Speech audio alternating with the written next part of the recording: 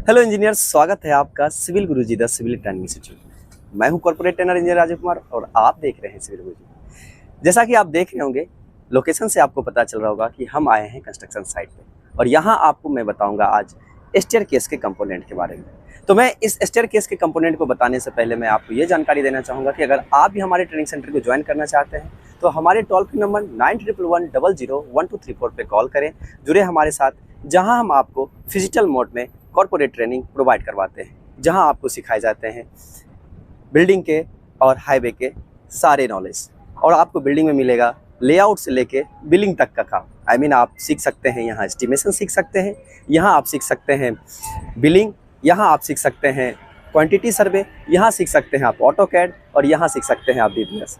तो इनमें और यही इन चीज़ों के साथ आप सीख सकते हैं यहाँ किस तरह से आप साइट पे इस चीज़ को इम्प्लीमेंट करते हैं, चूँकि साइट और थ्योरेटिकल नॉलेज, चूँकि आपको कंस्ट्रक्शन साइट पे मूर्ति बन के खड़ा नहीं रहना है, आपको अपने नॉलेज के साथ आगे इन्हेंस करना है और ऐसा तभी हो पाएगा जब अपने आप नॉलेज को बढ़ाएंगे। तो ये चीज़ ऐसे नहीं होगा, ये करने से होगा। तो आपको करना कुछ नहीं है, बस ज्वाइन करना है और यहाँ आपको सारी ट्रेनिंग प्रोवाइड किए जाएंगे। तो अब मैं देर नहीं करता हूँ, अब आता हूँ अपने टॉपिक पे। और यहाँ इस टॉपिक पे आने के बाद मैं आज आपको बताऊँगा कि स्टेयरकेस में कौन कौन से कंपोनेंट होते हैं। जैसा कि आप देख रहे होंगे कि मैं जिस पे चढ़ रहा हूँ, ये इस तरह से मैं चढ़ रहा हूँ, तो यहाँ जो चढ़ रहा हूँ, तो ये जो जिस पे मेरा पैर है, इस पैर वाले भाग को जो कहते हैं ये वाला, ये मेरा ट्रेड है।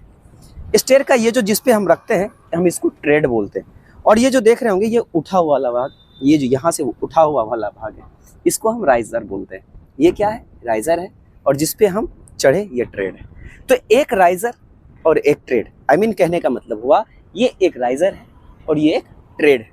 तो एक राइजर और ट्रेड मिलके बनता है क्या? स्टेप। तो आप जब भी बात करेंगे, जब स्टेप की काउंट करते हैं, तो हम क्या करते हैं, इसमें हमको निकालना पड़ता है कि जो मेरा फ्लोर की हाइट है, और अगर हम राइजर से डिवाइडेड करते हैं तो मेरा निकल जाता है एक स्टेप का। तो जिसमें क्या है कि आप ये निकाल पाएंगे कि किस तरह से मेरे स्टेयरकेस में कितने स्टेप निकल के आएंगे। तो मैं यहीं नहीं रुकता हूँ, मैं आगे भी बात करता हूँ आपसे। तो आपने जैसे अभी जाना कि राइजर और ट्रेड के बारे में जाना, लेकिन इसके सिर्फ इतने ही से कंपोनेंट नहीं होते। ये मेरा राइजर और ट्रेड जहाँ रुका होता है, जैसे अभी मैं ये बताना चाहूँगा आपको अपने इस वीडियो में, ये मेरा क्या था? ये राइजर था और ये ट्रेड था। इन दोनों को मिलके क्या बना? स्टेप। और ये राइजर और ट्रेड जहाँ रेस्ट करते हैं, यही मेरा क्या होता है? Waste slab.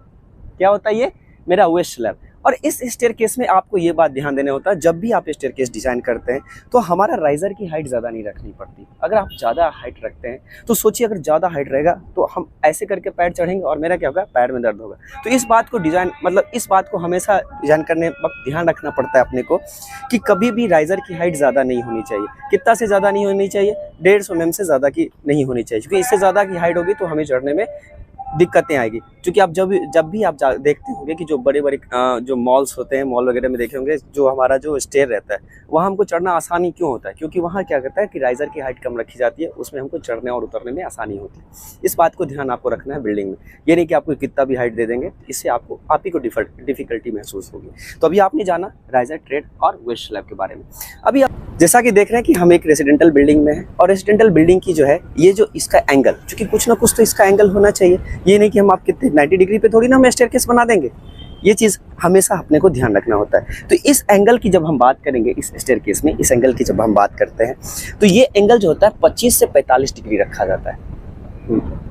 जो कहा जाता है कि ये जो एंगल कितना रखा जाता है, 25 से 45 डिग्री के बीच में एंगल रखा जाता है। लेकिन रेजिडेंटल बिल्डिंग की अगर बात करें तो ये हमेशा 45 डिग्री के मैक्सिमम को नहीं छूता है। ये कब का होता है? 25 से 35 डिग्री के बीच रखा जाता है हमेशा इस एंगल को।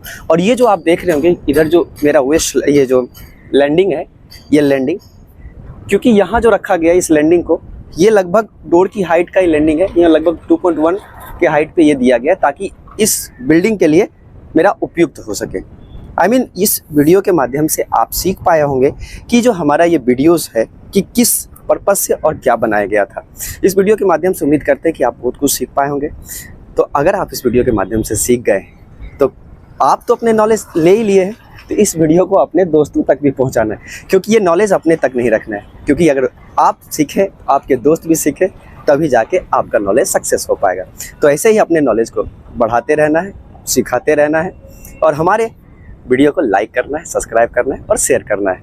और सिविल गुरुजी ज्वाइन करने के लिए बस करना कुछ नहीं है, कॉल लगाना है 9221001234 पे और जुड़ जाना है हमारे साथ। मैं मिलूँगा आपको पटना ब्रांच में। तब तक के लिए बाय बाय।